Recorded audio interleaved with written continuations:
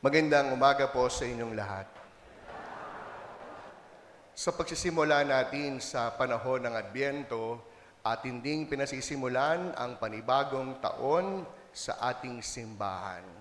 Kaya kung ating titignan, New Year sa simbahan natin.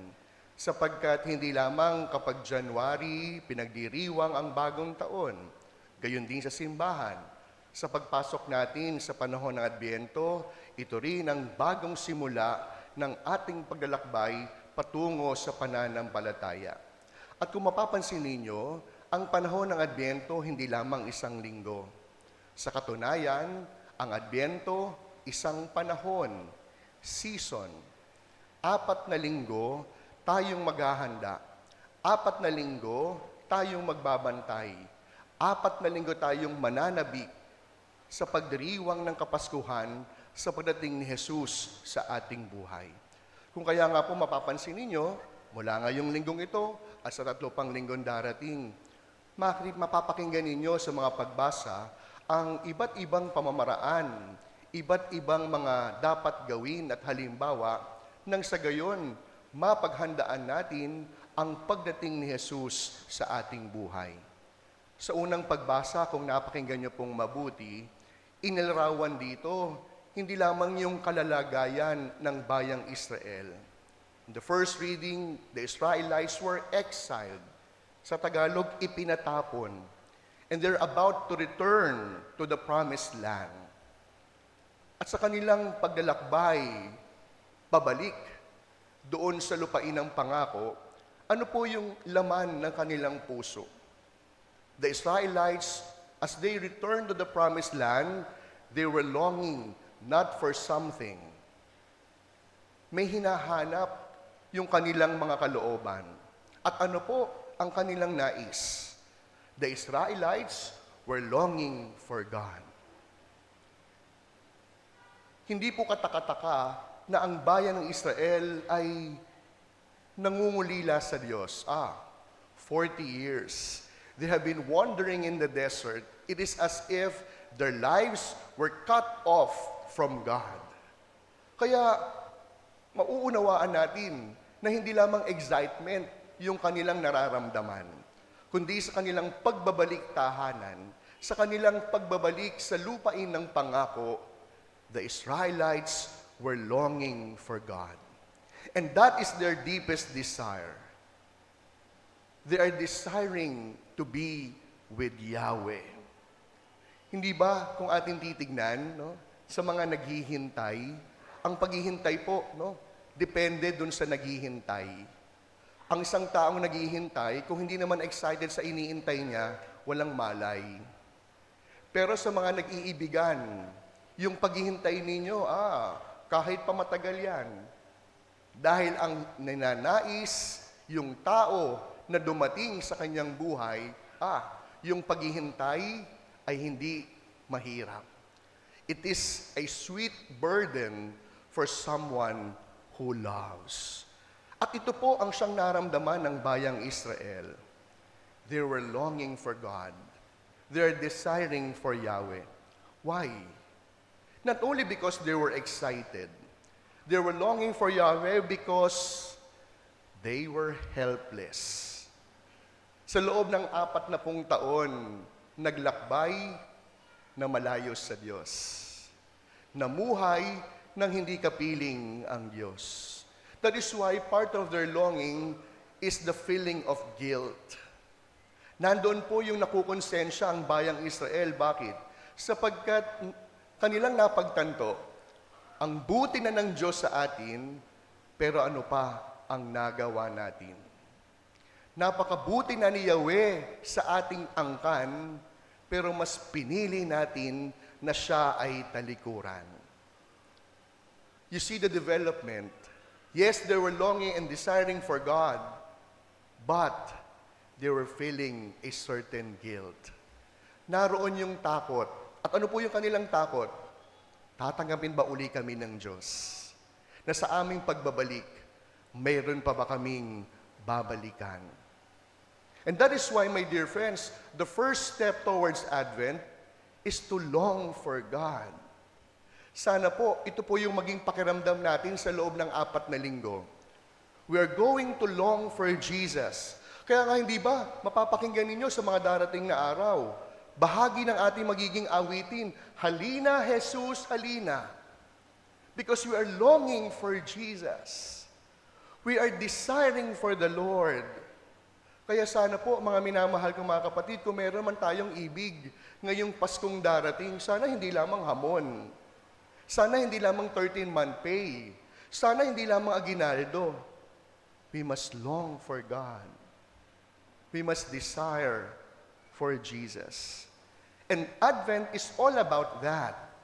Advent is about desiring to see Jesus. Advent is all about longing, our desiring to be with God. Alam nyo, nung panahon po ng medieval ages, ang mga kabataan, the young people, as young as they were, they all wanted to die young. Bakit po nila kagad gustong mamatay? They wanted to die young because they wanted to see the face of God. Mantakin ninyo, sa puso ng bawat bata nung panahon ng medieval, gusto na kagad mamatay. Sapagkat alam ng mga batang ito na sa kanilang kamatayan, makakadaupang palad ng Diyos. Makikita ang mukha ni Jesus. Kaya nga po, ngayong panahon ng Adbyento, ito po yung unang paraan na dapat nating taglayin sa ating puso, kalooban at pamumuhay. What is the desire of my heart? Who or what am I longing for? Sana, bahagi ng ating panalangin ngayong panahon ng Adbyento. This Advent season, my dear friends, we long for God. Sana masabi natin, mamamatay ako pag hindi ko nakasama ang Diyos sa araw ng linggo. Ikamamatay ko kapag hindi ako nakapagsimba sa araw ng linggo. Pangalawa, no? Yes, Advent is about desiring. Advent is not just about longing, but also Advent is about doing something. Ibig sabihin, habang nangungulila tayo upang makapiling ang Diyos, dapat may nangyayari. Dapat may ginagawa. And the reality of the gospel is the fact that we are being trusted by God.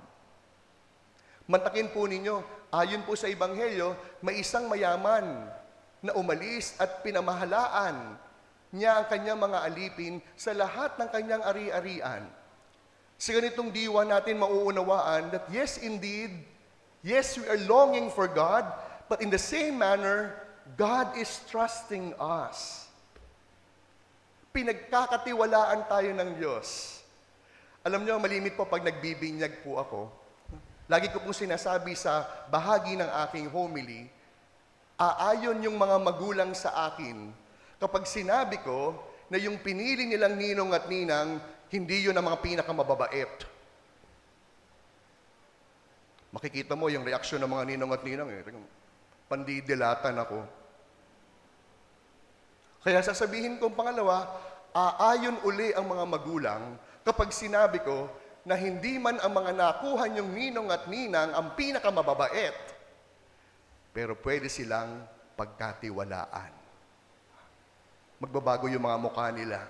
Yun naman pala, Father. And that is the reality, my dear friends. We are being trusted by God. But unfortunately, part of the trust is that we are given freedom. Kalayaan. Pinagkatiwalaan tayong gagawa ng mabuti, pero binigyan din tayo ng Diyos ng kalayaan, pumili. At ang nakalulungkot pa dito, bahagi ng kalayaang iyon ay ang piliin ang katotohanan na hindi siya ang ating pipiliin. Hindi ang Diyos ang siyang ating gugustuhin. Kaya nga po, ang pangalawang paraan sa panahon ng Adbyento, we are not just going to wait for God. We are not just going to long and desire for Jesus. Because part of longing, we have to do something. Kailangan may gagawin. Kailangan may mangyayari. At ang panahon ng Adbyento, habang naghihintay, dapat may ginagawa. Habang naghihintay, dapat may nangyayari. Kaya mga minamahal ko mga taga Peña Francia, isa pong matinding paalala, wag na wag po kayong papayag na nanakawi ng mga dekorasyon ng Pasko ang ating kagustuhang gumawa ng mabuti sa panahong ito. Wag na wag po kayong papayag na aagawi ng bawat makikinang na ilaw ang ating kagustuhan na mas maging mabuting tao. Because that is Advent is all about. Advent, yes, we long for God. Yes, we wait for Jesus coming.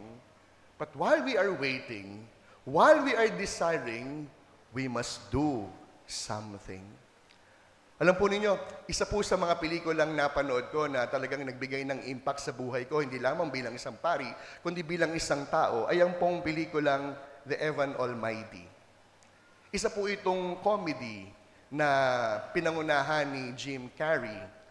At ito po ay kwento ng isang bagong halal na congressman, si Stephen Carell. Sa hindi inaasahan, araw-araw na ginawa ng Diyos, matapos siyang mahalal bilang congressman, araw-araw, lagi po siyang nakakakita ng mga hayop na sumusunod sa Kanya. Lagi po siyang nakakakita ng mga tao na humihingi ng Kanyang tulong. Only to find out that God, played by Morgan Freeman, was requesting something from him. And what is that request? Build an ark. Kaya pala ang daming hayop ang lumalapit sapagkat ibig siyang magtayo ng isang arko. In the course of the movie, alam nyo, dahil sinunod po ni Evan Almighty yung utos ng Diyos, may isang pagkakataon po doon na nagalit yung kanyang mga anak sapagkat wala na po siyang panahon para sa kanila. Sabi po ni Evan sa Diyos, I am angry with you. You have asked me to do something and I did it. I obeyed you. But what did you do with my family? Sabi po ng Diyos, you might be mistaken. When people ask me for peace, do you think I give them peace wrapped in a box? No. But I give them situations to exercise peace. When people ask me of forgiveness, do you think I give them forgiveness wrapped beautifully in a beautiful box? No. But I give them persons to forgive. And when you ask me to take care of your family, I give you freedom to do so. Ibig sabihin, oo, pinagkakatiwalaan tayo ng Diyos, pero ang binibigay sa atin ng Diyos, mga butil, mga binhi. At nagtitiwala ang Diyos sa bawat binhing binigay, pagyayamanin natin. Nagtitiwala ang Diyos sa bawat pagkakataon, gagamitin at hindi sasayangin. Only to find out that the ark means in the story acts of repeated kindness. Ark. Acts of repeated kindness. Siguro yun po yung maging goal natin ngayong panahon ng Adbyento. Sa paghihintay natin sa pagdating ni Jesus, sa paghihintay natin sa pagdating ng Pasko. Yes, we long for God. Yes, there must something to happen. But something good would happen because God trusts us that the seeds He has given us will make use of them. Kaya paalala mga minamahal ko mga kapatid, huwag po kayong papayag. Nalilipas ang bawat araw ngayong panahon ng Adbyento nang hindi nakakagawa ng mabuti. Huwag po kayong papayag na matatapos ang buong maghapon nang hindi pinipili na mas maging mabuting tao. Sa pagpapatuloy po ng ating pagdiriwang, nawa ang ating maging dasal, kagaya ng sinasabi sa awitin, Halina, Jesus, halina. We wait for Jesus' coming. We wait for His coming not only into our hearts, but also into our lives. And that would only happen if we long for God. We desire for Jesus. And while longing for Jesus, we must do something. Something good must happen. And just like in the movie, always practice acts of repeated kindness.